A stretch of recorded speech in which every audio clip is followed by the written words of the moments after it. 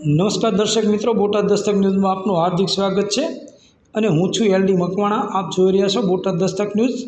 હવે પછીના સમાચાર વિગતવાર।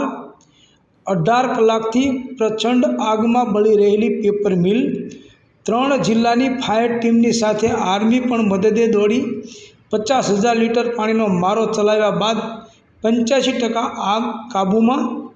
સુરેન્દ્રનગર જિલ્લાના ધાંગધ્રાના નવલગઢ ગામે ગઈકાલે કાગળની એક ફેક્ટરીમાં ભીષણ આગ ફાટી નીકળી હતી, જેથી અફરાતફરી મચી ગઈ હતી। જોતજોતામાં આગે વિકરાળ સ્વરૂપ ધારણ કર્યું હતું। એને પગલે અમદાવાદ, રાજકોટ સહિત 3 જિલ્લાની ફાયરની ટીમોની સાથે આર્મીની પણ મદદ લેવામાં આવી હતી।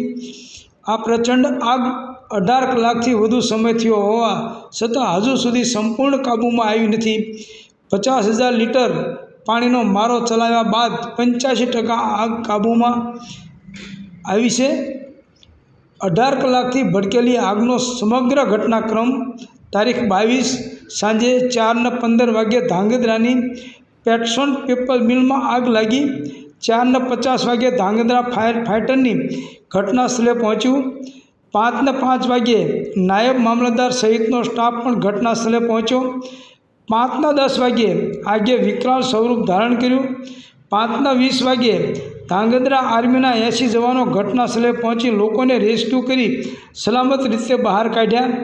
6:15 વાગ્યે સુરેન્દ્રનગર વઢવાણ ફાયર બ્રિગેડની ટીમ ઘટના સ્થળે પહોંચી। રાત્રે 8 વાગ્યે રાજકોટ ફાયર બ્રિગેડની ટીમ પહોંચી। 9 વાગ્યે અમદાવાદ જીઆઈડીસીની ફાયર ટીમ 20,000 લીટરના 2 ટાંકા લઈને પહોંચી। આખી રાત 50,000 લીટરથી વધુ પાણીનો મારો ચલાવાયો। 23 માર્ચ સવાર સુધીમાં વિકરાળ આગ પર 85% કાબૂ મેળવાયો।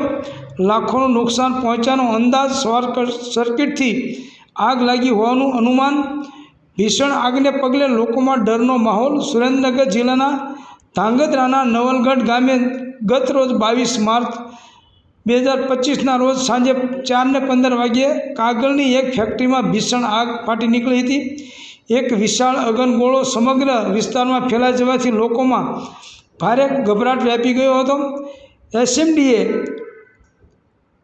આગ બુઝાવવા માટે ભારતીય સેનાની મદદ માગી હતી। એના પ્રતિભાવમાં ભારતીય સેનાની ટુકડી ધાંગધ્રા મિલિટરી સ્ટેશન ખાતે તૈનાત કરવામાં આવેલી તેમની અગ્નિશામક ટીમો સાથે મળીને તાકીદના ધોરણે કાર્યવાહીમાં લાગી હતી। આ વિકરાળ આગમાં પેપર મિલને લાખોનું નુકસાન પહોંચ્યાનો અંદાજ છે। નાગરિક વહીવટી તંત્રની મદદથી લોકોને સલામત સ્થળે ખસેડવામાં આવ્યા હતા। અત્યાર સુધી જાનહાનિના કોઈ અહેવાલ નથી। સંખ્યાબંધ અગ્નિશામક એજન્સીઓ પરિસ્થિતિને કાબૂમાં લેવા માટે સતત મહેનત કરી રહી છે। હાલની સ્થિતિ અનુસાર અગ્નિશામક સાધનો સાથે સેનાના આશરે 71થી 80 જવાનો તૈનાત કરીને બચાવ કામગીરી હજુ પણ ચાલુ રાખવામાં આવી છે। હાલ અમદાવાદ ફાયર બ્રિગેડના 20,000 લીટરના 2 ટાંકા, રાજકોટ, સુરેન્દ્રનગર, વઢવાણ અને ધાંગધ્રા ફાયર બ્રિગેડની ટીમ દ્વારા સતત 18-19 કલાકથી પાણીનો જોરદાર મારો ચલાવવામાં આવી રહ્યો છે। એને પગલે હાલ આગ 85% કાબૂમાં લેવામાં આવી છે। જોકે હવે આ આગ વધુ ફેલાવાની કોઈ સંભાવના ન હોવાની સાથે બપોર સુધીમાં એ સંપૂર્ણ કાબૂમાં આવી શકે એવી તંત્રએ આશા વ્યક્ત કરી હતી। આ આગ શોર્ટ સર્કિટના કારણે લાગી હોવાનું અનુમાન સેવાઈ રહ્યું છે। જ્યારે આ આગમાં કુલ કેટલું નુકસાન પહોંચ્યું એ તો આગ સંપૂર્ણ કાબૂમાં આવ્યા પછી જ ખબર પડી શકે, પણ આ વિકરાળ આગમાં પેપર મિલને લાખો રૂપિયાનું નુકસાન પહોંચ્યાનો અંદાજ છે। આ અંગે અમદાવાદ ફાયર બ્રિગેડના જમાદાર મહેન્દ્રસિંહ સોઢાએ જણાવ્યું હતું કે અમને ગઈકાલે રાત્રે 9 વાગ્યે મેસેજ મળ્યો હતો કે સુરેન્દ્રનગર જિલ્લામાં પેપર મિલમાં આગ લાગવાનો બનાવ બન્યો છે। અમારી 2 ગાડી 20,000 લીટરની છે, એ લઈને અમે અહીં આવ્યા। અહીં આવીને જોયું તો આગ જબરજસ્ત ફેલાયેલી હતી અને આજુબાજુની પ્રોપર્ટી પણ જોખમમાં હતી, જેથી પાણીનો મારો ચલાવીને આગ સંપૂર્ણ રીતે બુઝાવવાની કામગીરી શરૂ કરવામાં આવી હતી।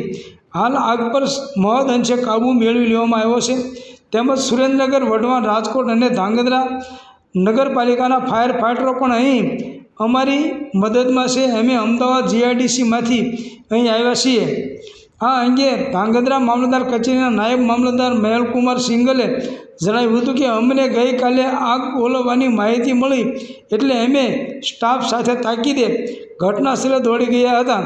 આર્મી અને ફાયર બ્રિગેડની ટીમ પણ તાકીદે સમયસર ઘટના સ્થળે પહોંચી ગઈ હતી. સાથે સુરેન્દ્રનગર મહાનગરપાલિકા સહિતની ફાયર બ્રિગેડની ટીમ પણ તાકીદે પહોંચી ગઈ હતી. આગ પર કાબૂ મેળવવાના સઘન પ્રયત્નો હાથ ધરવામાં આવ્યા હતા. આગ લાગવાનું કારણ હજી અકબંધ છે. એ સાથે અમે પેપર મિલના માલિક સાથે સતત સંપર્કમાં છીએ. આ આગમાં માલિકો સાથે વાત થઈ છે. એ મુજબ હાલ તો ઘણું નુકસાન થયું હોવાનો અંદાજ છે. નુકસાનનો સાચો આંકડો તો આ આગ સંપૂર્ણ કાબૂમાં આવ્યા બાદ જ ખબર પડી શકે એમ છે. સૌજન્ય દિવ્યા ભાસ્કર, બોટાદ દસ્તક ન્યૂઝ, LD મકવાણા, બોટાદ.